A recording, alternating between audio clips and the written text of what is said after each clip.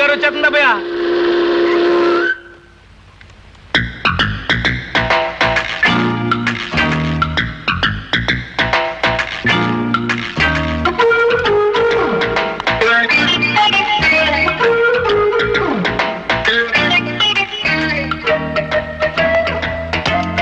అలా కూర్చో.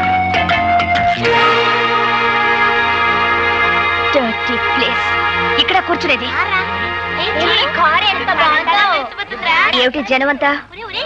ఓహో, ఈ వీధి మొహానికి ఎప్పుడు కారు వచ్చుండదు, నా కారు చూడడానికి వచ్చుంటారు. దానికి ఒక కథ ఉందండి. అనగనగా వెనకటికి 7 ఏళ్ల క్రితం నేను ఆ గుర్ర బండి కొన్నాను. మొదటిసారి మా వీధికి వేసుకొచ్చినప్పుడు 100 మంది వచ్చారు జనం. ఓ సోసి నా బండి చూడటానికే వచ్చారు కదా అని రెండోసారి వేసుకొచ్చా, 50 మంది వచ్చారమ్మా. మూడోసారి వేసుకొచ్చా, ఎవ్వరు రాలేదు, నేను నా గుర్రం మిగిలాం. మీ కారు సంగతి అంతే. ఏమిటా బాబుడు? నువ్వింక వాయించడం మొదలెట్టబ్బాయా. అవును, మీ తాత ముత్తాతలే కాకుండా నువ్వు మీ నాన్న కూడా చాలా గౌరవమైన వాళ్ళన్నావు. కనీసం కుర్చీ వేయాలనే మేనర్స్ కూడా తెలీదా? మేనర్సా? అరే అటక మీద మర్చిపోయానండి. రే మావా, లోపలికి వెళ్ళి అమ్మాయి గారికి మేనర్స్ తెచ్చివేయి అర్జెంటుగా. మేనర్స్ లడి అలా పక్కన వెయ్యి. రండి, దయచేయండి, దయచేయండి, ఆశలు కండి. సారీ మేడం, ఇది ఏ డచ్ కాలంలోనో ఫ్రెంచ్ కాలంలోనో కొన్న కుర్చీ. పాపం విరిగిపోయింది, పోతే పోయిందని అసలు కుర్చీ. కానీ తమలాంటి పెద్దలు కూర్చుని కుర్చీ విరగొట్టినా అది మాకు ఎంతో గౌరవంగా ఉంటుంది కదరా? చాలా గౌరవం. పాపం దెబ్బలు తగలేమో ఒకసారి చూడండి. నన్ను ఇక్కడికి ఇన్సల్ట్ చేయడానికి పిలిచావు అనమాట. నన్ను నలుగురిలో అవమానం చేస్తావా?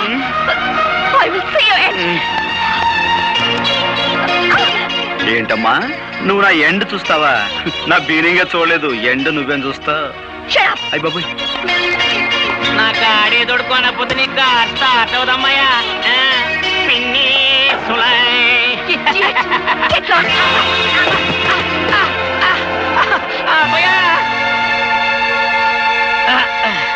అది మా పెద్ద దెబ్బ కొట్టింది. ఎంత పొగరు మొద్ద చూసావా అబ్బాయా? ఏంటేంటి బాలకమేంటి, ఆ బురదేంటి? ఆ కారులో వెళ్ళే పొగరబోతమ్మాయి నా మీద బురద కొట్టిపోయింది. చూసావా అబ్బాయా, దాని పొగరకు అంతు లేకుండా పోతుంది. ఇంకా లాభం లేదు, ఇత్తడైపోవాల్సిందే. అందుకో హార్మోని పెట్టా.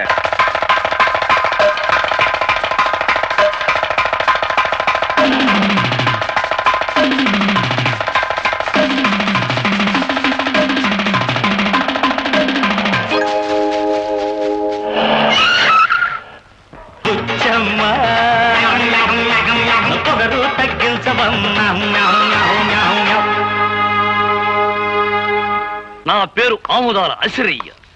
నేను ఈ ఊరికి దంగీరు నుంచి వచ్చిన ఇన్స్పెక్టర్ని అని మీ అందరికీ అండర్స్టాండింగ్ అయిపోనాదని నాకు అండర్స్టాండింగ్ అయిపోనాది.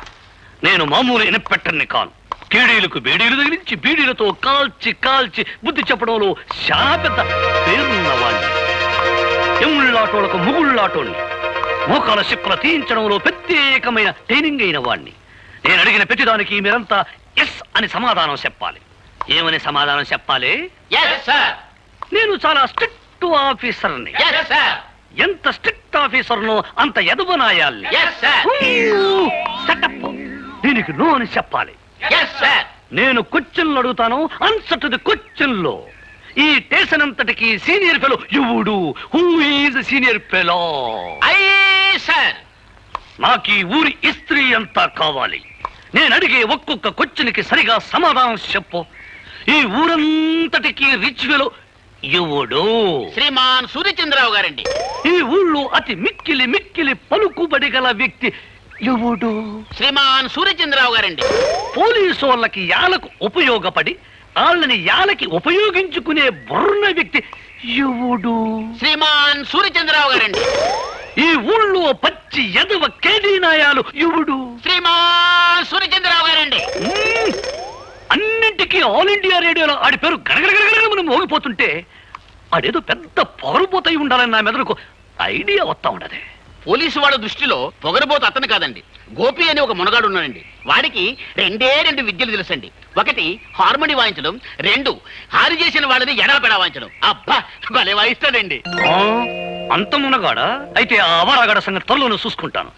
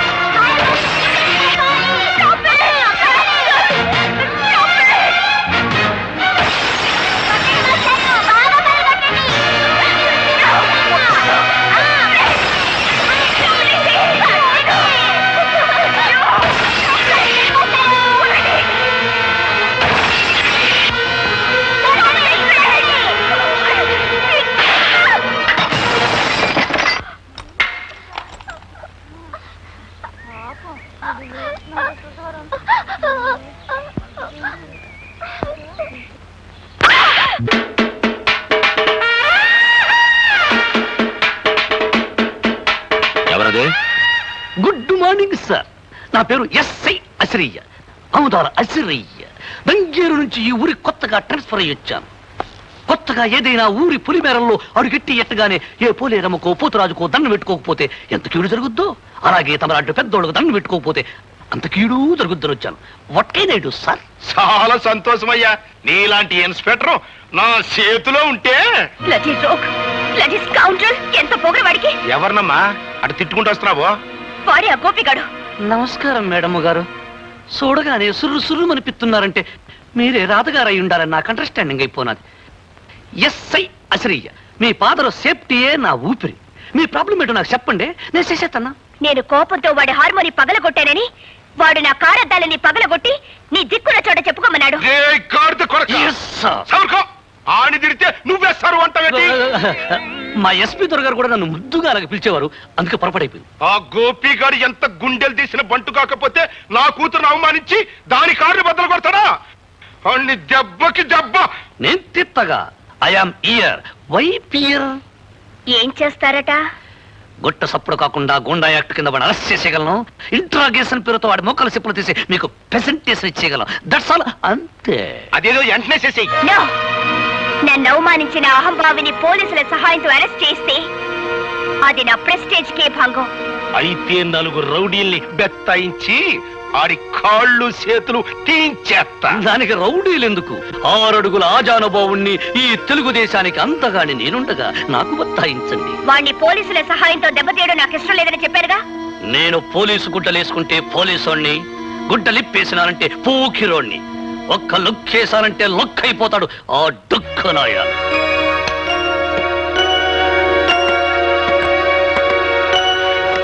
టైగర్ రాముడు గారా? నమస్కారం అండి.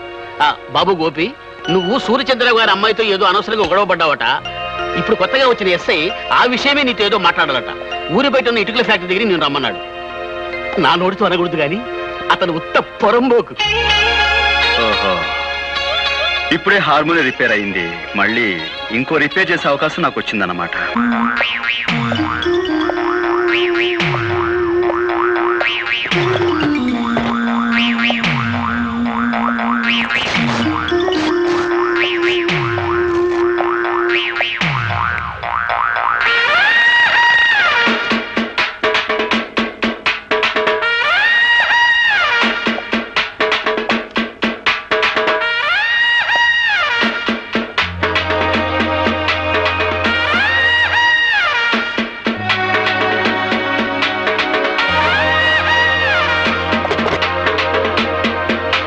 ఇదిగో హార్మోనియం పెట్టి లొక్కేశాను, లొక్కైపోతా.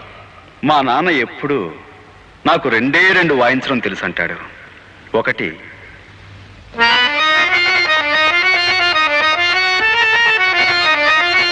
రెండు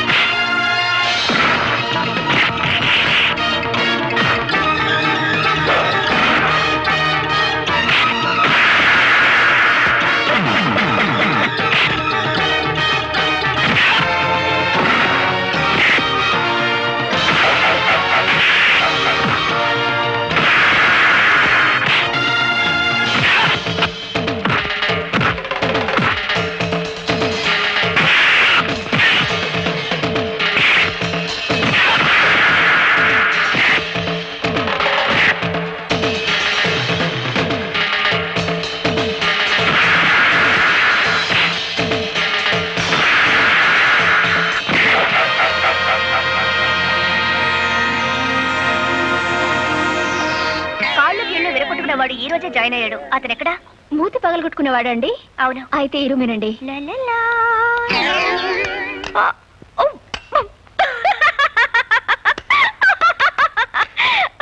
హలో సార్ గారు, అవును, నువ్వు వాయించవలసిన హార్మోనియాన్ని నిన్నెవరో హార్మోని వాయించేసినట్టున్నారు.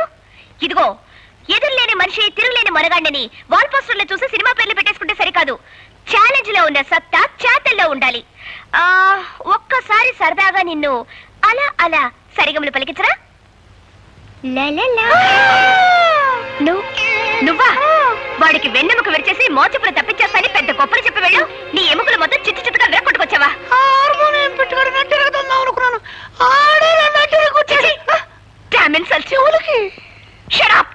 సిగ్గురాపోతే సరే.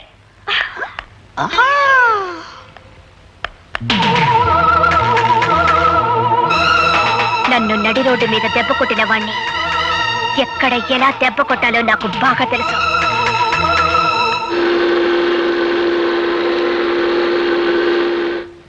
అమ్మో,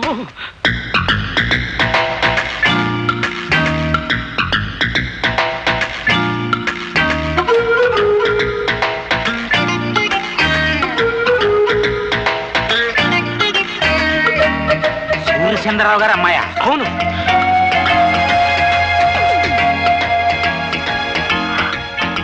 మీరందరూ పెద్దవారు, నన్ను క్షమించండి. నాకు తెలుసు మీరు నన్ను క్షమించలేరు. పవిత్రమైన సంగీత వాయిద్యాన్ని నా అహంకారంతో, అజ్ఞానంతో, పొగరబోత్తనంతో పగలకొట్టి తీరని అపచారం చేశాను. అప్పలరాజు గారు, మీ కూతురు లాంటి దాన్ని మీరు నన్ను క్షమించలేరా? నేను క్షమించేస్తానమ్మా, కానీ మా పాపరాయుడు బా. నేను దుర్మార్గురాల్ని. కళా తపస్వి లాంటి మీ అబ్బాయిని ఎన్నో రకాల కష్టాలకు గురి చేసిన కిరాతకురాల్ని. దయచేసి నన్ను క్షమించండి. బా, అమ్మాయి ముఖం చూస్తుంటే కడుపు తరుక్కుపోతుంది. ఆడపిల్ల నట్టింట్లో కన్నీళ్ళు ఎట్టకూడదు అనేసి క్షమించాన్ని. నేనంటాను, కానీ వాడు క్షమించొద్దు. ఒక్కసారి వాడికి విరక్తి వచ్చిందంటే అంతే. మీరు అలా అంటే కాదు, మీరు క్షమించాలి. మీ అబ్బాయి చేత కూడా క్షమించేలా చేసి ఆయన నాకు సంగీతం నేర్పించడానికి ఒప్పించాలి. ప్లీజ్. అలాగే ఆ అమ్మాయిని ఏడవద్దని చెప్పరా. మన ప్రయత్నం మనం చేద్దాం. వెళ్ళమని చెప్పు.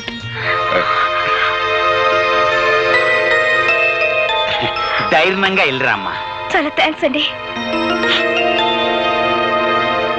నేను మారిపోయాను అని ఆ అమ్మాయి చెప్పగానే గొర్రెలాగా తలూపేసి నమ్మేయడం కాకుండా నన్ను కూడా నమ్మమంటారా? బుద్ధి లేకపోతే సరే. మరీ అంత తీసి పారేకు, మాకు ఎంత కొంత పొరద్దురావోయ్. ఆ అమ్మాయి మారిపోయిందిరా అబ్బాయ. అవునరా అబ్బాయ, కొత్త గుర్రానికి పొగరు తాత్కాలికం. పాప అమ్మాయి నిజంగానే పిచ్చేత్తా పడుతుంది. నా పిన్నీసులు సాక్షిగా నేను నమ్మానబ్బాయా. ఒరేయ్, వేప చెట్టుకు మామిడికాయలు కాయవు, మామిడి చెట్టుకు తాటికాయలు కాయవు అనేది ఎంత నిజమో, డబ్బుతో వచ్చే అహంకారం కూడా మారదు అనేది అంతే నిజం. అది కాదు. దయచేసి విషయం ఇంకెవరైనా చెప్పకండి. బాబు, నేనెవరినో తెలుసా? తెలుసమ్మా, సూర్యచంద్ర గారి తల్లి గారు. అవును బాబు, నువ్వు నా మనవరాలు తగాదా పడుతున్నారని తెలిసింది. జరిగిన దానికి అది బాధపడుతోంది. నువ్వు కూడా దాన్ని క్షమించానని చెప్తే మాట్లాడవేం బాబు? చూడండమ్మా, నన్ను ద్వేషించే వాళ్ళని అభిమానించేంత గొప్పవాణ్ణి కాను. అలాగే నన్ను అభిమానించే వాళ్ళని ద్వేషించేంత మూర్ఖుణ్ణి కాను. పెద్దలు, మీరు చెప్పిన తర్వాత కూడా ఆవిడ్ని ద్వేషిస్తే తప్పు నాదే అవుతుంది. మీ మనవరాలతో చెప్పండి, ఇకపై ఆవిడికి నాకు ఎలాంటి పంతాలు ఉండవని. అలాగే. సరేనా? మంచిది బాబు. వస్తానమ్మా. మంచిది. థ్యాంక్ యూ నానమ్మా. ఇప్పుడు చెప్తా. అమ్మాయి,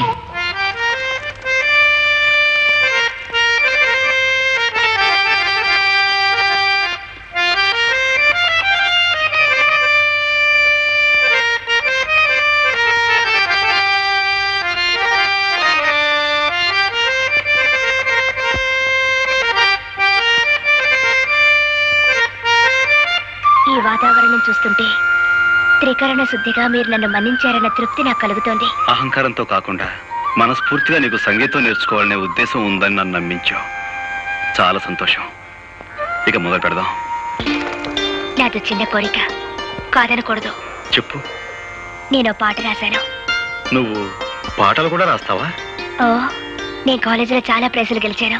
ఇదిగో ఈ పాటగా వరుస కట్టి పాడి వినిపించండి.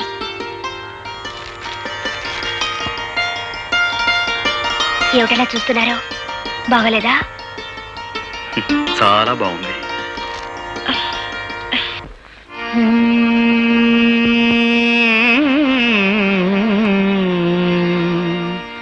గోవా గోరింకతో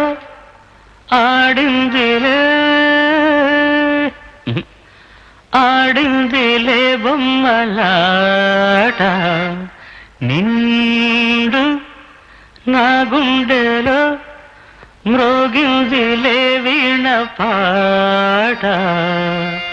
ఆడుకోవాలి గువ్వలాగా, పాడుకుంటాను నీ జంట గోరి